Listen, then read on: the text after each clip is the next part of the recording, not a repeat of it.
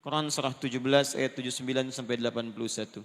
Sudah kita bahas bagian pertama. Satu, Allah berjanji dalam Al-Quran, saya naikkan ke atas, orang yang konsisten menunaikan salat malam, maka dijamin oleh Allah Subhanahu wa taala akan dibimbing untuk mendapatkan karir terbaik dalam aktivitas kehidupannya. Terbaik di sini bukan sekedar mendapatkan harapan menempati posisi tertinggi, bukan. Tapi posisi yang terbaik untuk memberikan maslahat pada dunia dan akhirat Anda. Dunianya hidup nyaman, tapi kenyamanan itu membantu Anda mendapatkan keraihan kebahagiaan akhirat. Anda hidupnya tenang, asetnya banyak, kekayaan melimpah, tapi dengan semua itu Anda tetap dekat dengan Allah Subhanahu wa taala. Silahkan gali dari segi sejarah. Sudah banyak contohnya. Uthman bin Affan radhiyallahu taala anhu, Abdurrahman bin Auf, Tamim ad-Dari radhiyallahu taala anhum jami'an. Silahkan cek keterangan Imam An-Nawawi dalam kitabnya At-Tibyan. Sering saya ulang-ulang. Mereka itu orang kaya, pengusaha sukses, hidupnya nyaman, asetnya melampaui abad-abad kemudian. Sampai sekarang masih ada.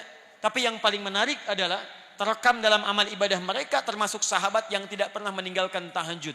Bahkan sangat istimewa. Mereka menunggu salat malam sampai menunaikan salat malam sampai selesai menghatamkan Quran ini. Itu luar biasa. Kenapa bangun malam? Karena ada motivasi. Apa motivasinya? Kebahagiaan yang dititipkan oleh Allah kepada mereka dalam kehidupan dunia dan akhiratnya. Di dunianya sukses, akhiratnya pun tidak ditinggalkan. Baik. Dua, wa qur rabbi adkhilni mudkhalas sidqin. Dan katakan Muhammad sallallahu alaihi wasallam, Rabbi adkhilni mudkhalas sidqin. Ya Allah, bimbing hamba untuk mengawali aktivitas hamba. Di kemuliaan, keutamaan salat malam ini terkait dengan urusan dunia, selain akan mengangkat kita di tempat yang terbaik, juga yang kedua menghadirkan bimbingan Allah dalam menjalani aktivitas harian kita. Dibimbing Allah. Masya Allah. Tidak ada yang paling membahagiakan, menyenangkan, mendamaikan kecuali seorang hamba yang setiap aktivitasnya dibimbing oleh Allah Subhanahu wa taala. Misal, maaf, saya lukiskan begini. Anda kalau bekerja dibimbing direktur nyaman tidak? Nyaman. Di jalan dibimbing, dijaga, bahkan dituntun Pak Polisi, lancar tidak jalannya? Lancar. Sekarang Anda dibimbing oleh yang menciptakan direktur Anda, yang menciptakan polisi, yang menciptakan segala makhluk. Maka tidak ada yang susah bagi segalanya. Kembali pada Allah Subhanahu wa taala. Karena itu setiap orang yang mendapatkan bimbingan Allah, maka pasti dalam hidupnya mendapatkan kebahagiaan dan kesuksesan. Nah, jika Anda ingin dibimbing oleh Allah Subhanahu wa taala, maka di antara amalan spesifiknya ada amalan-amalan dasar standar seperti salat, infak, baca Quran, Al-Baqarah ayat 3 sampai dengan ayat 4-nya. Tapi ada yang paling istimewa, yang kalau Anda kerjakan ini dari ujung kepala sampai ujung kaki Anda mendapat bimbingan Allah Subhanahu wa taala. Begitu mau jalan, langkah Anda dibimbing Allah. Anda tidak akan melangkah pada yang tidak disukai oleh Allah Subhanahu wa taala. Jangankan yang maksiat, yang membuat Anda sulit pun Anda akan dipalingkan. Misal, Anda mau jalan nih, di jalan ada kemacetan yang menimpa musibah secara umum. Orang terjebak macet, tiba-tiba baru Anda keluar, ada tiba-tiba datang kepada Anda, Pak, jangan lewat situ, macet. Ah, masa sih? Tadi saya melihat tidak macet, itu tadi Pak, sekarang macet. Belok. Allahu Akbar. Begitu Anda kunjungi tempat, Pak, jangan yang itu Pak, yang lain saja. Kenapa? Di situ tidak cocok buat Bapak. Ada seorang masuk ke sebuah toko, dia terbiasa rajin menunaikan malam ini, ibadah ini.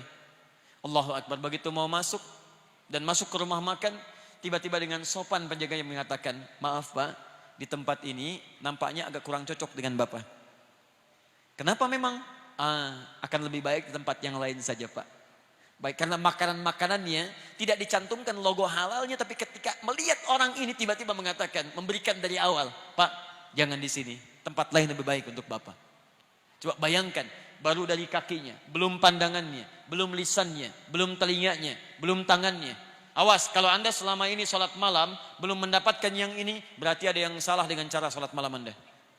Anda rajin tahajud, tapi lisan Anda tidak dijaga oleh Allah. Ada yang salah Anda dalam sholat malamnya. Mustahil ahli tahajud lisannya mudah mengeluarkan kalimat yang tidak disukai oleh Allah. Karena lisan dia dibimbing Allah. Jadi kalau Anda ahli sholat malam dan Anda menyalahi ketentuan Allah, Kata Allah jangan mencela. Quran surah 49 ayat 11 sampai dengan 12. Ya ayyuhalladzina amanu la yaskhar qaumun min qaum. Jangan saling cela. Anda bangun malam tapi Anda mencela, salah tahajud Anda. Salah salat malam Anda. La yaghtab ba'dukum ba'dha. Jangan gosip. Ibu masih gosip. Maaf. Salah salat malam ibu. Saya tidak Ustaz. Alhamdulillah. Tidak seperti ukhti itu tuh. Sama. Semua. Memang lisannya tidak bicara, tapi tangan itu yang nulis status, itu yang mencela orang, itu yang gosipkan orang, itu yang menyebarkan hoax, itu nyampaikan ini, itu salah. Sampai ke ujung kaki. Ini tolong koreksi ya, karena setiap ibadah itu ada indikator keberhasilannya. Anda tidak meraih itu, ada yang salah dalam pekerjaan ibadah Anda. Semua ibadah, bahkan jangankan sholat malam, sholat standar saja, yang 5 waktu, ukurannya salah satunya Quran surah 29 ayat 45. Innas salata tanha 'anil fahsya. Jadi kalau Anda benar salatnya, fahsya hilang, mungkar itu terbuang. Fahsya keburukan yang nampak datang lewat syahwat. Pornografi, porno aksi, LGBT itu fahsya. Di mustahil ada orang salat mengerjakan perbuatan tadi. Dia tidak mengerjakan tapi membela pelakunya, salah juga. Orang mengerjakan sunnah dicela-cela. Orang kemudian mengerjakan perbuatan fahsya dibela-bela. Ada yang salah dalam sholat dia. Jangankan sholat malam yang standar aja, dia masih di bawah standar. Sama dengan ban, bawah standar. Salah. Mungkar perbuatan yang diingkari oleh hati. Mencuri itu mungkar, bohong itu mungkar, korupsi mungkar. Maaf, membunuh mungkar. Luar biasa mungkarnya. Saya anjurkan tolong, ya, jangan berbuat kerusakan di muka bumi. Apalagi pembunuhan terhadap orang beriman itu sangat berbahaya. Itu saya ingatkan ya, hati-hati betul. Sekarang nampaknya mudah menghilangkan nyawa orang lain. Apalagi orang-orang yang sangat dekat dengan Allah Subhanahu wa taala. Jangankan level alim, ulama, ustaz, Anda level orang beriman biasa saja, taruhan Anda neraka jahanam tidak keluar dari situ. Quran surah 4 An-Nisa. Perhatikan, hati-hati, awas. Sampai dengan ayat 92-nya, paling kanan di pertengahan. Awas, hati-hati, hati-hati. Lihat baik-baik. Ada ancaman dari Quran. Wa may yaqtul mu'minan muta'ammida. Jika ada seorang merencanakan pembunuhan pada satu orang beriman, fajaza'uhu jahannam. Maka ancaman bagi orang itu neraka jahannam. Awas, khalidan fiha, kekal di dalamnya tidak akan keluar. Wa ghadiballahu alaihi, dan Allah murka kepadanya. Ya, maaf, masuk neraka jahannam saja sudah sulitnya luar biasa, apalagi masuk dimurkai Allah. Awas, hati-hati. Wa ghadiballahu alaihi wa la'anahu, dilaknat oleh Allah. Wa a'adda lahu 'adzaban 'azima, dan dijanjikan siksa berlipat di neraka jahanam itu. Enggak berlipat saja, sudah dahsyat apalagi dilipat. Hati-hati. Awas ya, hati-hati, hati-hati, karena kita bermohon pada Allah Subhanahu wa taala agar kita dilindungi dari perbuatan-perbuatan mungkar. Apalagi tingkat yang paling tinggi tadi, ya. Saya lihat ada banyak berita sekarang, kita doakan pada Allah Subhanahu wa taala semoga orang yang telah berbuat keburukan-keburukan dibimbing oleh Allah untuk kembali bertobat dia, karena taruhannya luar biasa dahsyat. Awas, hati-hati ya.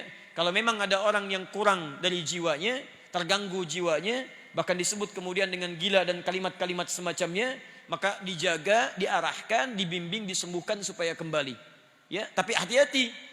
Resiko terbesar untuk menyakiti orang lain sampai kehilangan nyawa adalah sesuatu yang sangat dahsyat. Dulu waktu kejadian di bom Tamrin, saya ke Lampung, kemudian ditanya, Ustaz, apakah bom di jalan Tamrin termasuk jihad fisabilillah? Saya katakan jihad fisabilillah itu jihad di jalan Allah, bukan di jalan Tamrin. Ya, ya. Tolong dijaga ya, orang-orang kurang sehat sekarang banyak, dan agak anehnya kok yang dicari para ulama, para ustadz dan sebagainya. Wa akhrijni mukhrajal sidqin. Dan dia dibimbing mendapatkan solusi dari setiap persoalan yang dihadapi. Solusi, diberi jalan keluar. Yang ini dibimbing ketika mengerjakan, yang ini dibimbing ketika punya masalah. Masya Allah. A dengan B sama-sama punya masalah. Masalahnya di rumah tangga. Persoalannya cukup sama. Masalah A dengan B sama. Yang paling luar biasa, A ini punya kedudukan tinggi luar biasa. Pendidikannya juga tinggi. S-nya sampai 3, S3. Masya Allah. Yang ini Masya Allah cuma S1 kerupuk 2. Ya. Pendidikan tinggi. Harta melimpah. Masalah sama dengan keluarga. Cuman karena persoalan perilaku dan sebagainya. Beda pendapat sampai rame. Apa yang terjadi? Yang ini cuman dengan senyuman selesai. Sayang. Masya Allah. Kayaknya kenal. Selesai masalah. Kenapa? Oh Masya Allah. Mau kemana Pak? Mau ke hatimu. Oh Masya Allah. Selesai masalah. Yang ini, wah Masya Allah. Nyapa susah. Kayak gak kenal. Padahal tiap hari itu yang dilihat, ke kamar itu yang dilihat, keluar itu yang nggak selesai. Yang ini rumah tangga tenang, keluar tenang, di kantor tenang, hatinya lapang, ke rumah makan tenang. Teh Mbak, Masya Allah, pakai gula, gak usah terlalu manis, yang penting setia. Oh luar biasa. Enak. Ayo bikin status. Kayaknya besok pagi ada yang praktek di rumah itu. Jadi teman-teman sekalian, jadi orang-orang yang dekat dengan Allah, dia merajut hubungan dengan Allah Subhanahu wa taala, maka Allah akan jaga dalam setiap persoalan hidupnya. Di kantor dia nyaman, di kampus dia tenang. Ada orang yang besok ujian luar biasa sibuknya. Masya Allah. Bahkan disebut luar biasa ada kalimat minggu tenang, padahal tidak tenang pada saat itu. Belajar sana, belajar sini. Tenang di mana? Pikir sana, pikir sini. Tapi sebagian orang ada yang santai saja. Orang ke kelas, dia ke masjid. Dia baca, dia juga baca. Dia bangun malam harinya. Esoknya tenang dia hadapi. Luar biasa. 4. Waj'alni min ladunka sultanan nasira. Ini yang dahsyat. Ini yang dahsyat. 4. Allah akan lindungi dia langsung dari pihak-pihak yang ingin mencelakainya. Dilindungi oleh Allah. Diberikan perlindungan. Bisa beda-beda caranya nanti. Ya, bisa beda-beda lain-lain caranya. Teman-teman sekalian, saya berikan contoh yang paling dahsyat. Ayat ini diantaranya turun memberikan keterangan saat Nabi SAW dikepung oleh banyak pemuda. Ada yang menyebut 100 pemuda. Dengan kebiasaan yang khusus. Kalau kita pasukan khusus ya. Dengan pedang terhunus. Luar biasa. Dikepung satu rumah. Di dalamnya direncanakan 3 orang. 1. Nabi SAW. 2. Teman setia beliau. Seangkatan dengan beliau. Sedekat usia dengan beliau. Abu Bakar As-Siddiq. Sehidup dengan beliau. Semati di samping beliau kuburnya. Sesurga dengan beliau. Mertua beliau orang yang sangat mulia dan sangat disayangi oleh Nabi SAW. Dipilih oleh beliau untuk menemani hijrah, sehidup, sehijrah, sekubur bersamaan di sampingnya dan sesurga dengan beliau. Abu Bakar As-Siddiq. Sangat keterlaluan kalau ada orang-orang yang mencela Abu Bakar As-Siddiq. Ya, dia tidak hidup bersama Nabi, tidak menemani Nabi saat hijrah ke Madinah. Dikubur tidak di samping Nabi, surga belum jelas. Jangankan dengan Nabi, masuk surga aja belum tentu jelas. Berani mencela seseorang yang jadi mertua Nabi, kerabat Nabi, hidup bersama Nabi, hijrah dengan Nabi, wafat kuburnya di samping Nabi, dijamin surga lewat lisan Nabi. Anda siapa? Tayyib. Yang ketiga, seorang pemuda, brilian, jenius. Menantu Nabi, 1 mertua, 2 menantu. Menantu Nabi, di antara sekian pemuda, beliau yang dipilih untuk mencintai dan dinikahkan menjadi pasangan hidup, sehidup, sewafat sampai sesurga bersama putri terkasih Nabi Sayyidah Fatimah radhiyallahu taala anha. Dari jalur ini adalah keturunan zuriyah Nabi sampai dengan sekarang. Sayyidina Ali bin Abi Thalib radhiyallahu taala anhu. Pemuda yang jenius, luar biasa, bakatnya luar biasa dan nyalinya sungguh tangguh. Kata Nabi, "Ya Ali, saya dengan Abu Bakar akan hijrah. Kamu tunggu di sini, gantikan saya di tempat tidur saya." Tempat tidur itu yang diincar oleh para pemuda tadi untuk siap menghunuskan pedangnya. Hidup atau mati. Di pilihannya Ali sadar saat itu akan meninggal. Tapi tidak ada kalimat-kalimat bantahan. Siap ya Rasulullah. Bala. Gak pernah disebut dalam sejarah Ali mengelak. Jangan saya Nabi, Abu Bakar aja yang tuaan dikit. Bisa tidak ada. Biasa. 1 menemani Nabi, 1 tinggal di tempat itu. Tapi yang hebat, perhatikan kisahnya dimulai saat Nabi keluar. Dari mana pasukan khusus yang siap dengan pedang terhunus? Disebutkan kalau hewan pun lewat sudah diketahui bahkan tercium baunya. Tiba-tiba seorang Nabi sallallahu alaihi wasallam ditemani sahabatnya radhiyallahu taala anhu jalan keluar santai saja. Santai lewat, dibikin ngantuk oleh Allah tertutup. Tutup ditutup pandangannya, keluar, tenang. Para ulama turun ayat ini memberikan jaminan kepada Nabi. Perhatikan, siapa di antara manusia yang bangun malamnya melebihi Nabi SAW. Kakinya sampai bengkak-bengkak, bacaannya sampai begitu panjangnya, kekhusyuannya luar biasa. Maka Allah Subhanahu wa taala menurunkan langsung 4 kemuliaan ini kepada Nabi SAW. Silakan, maqam mahmuda angkat. Aktivitas dibimbing. Masalah diberikan solusi. Begitu ada yang ingin mencelakai Nabi SAW, Allah berikan perlindungan terbaik. Maka teman-teman sekalian, 4 ini bila terkumpul kemudian dalam kehidupan kita, ingin Anda raih, salah satunya dawamkan amalan pada malam hari ini. Jelas di sini?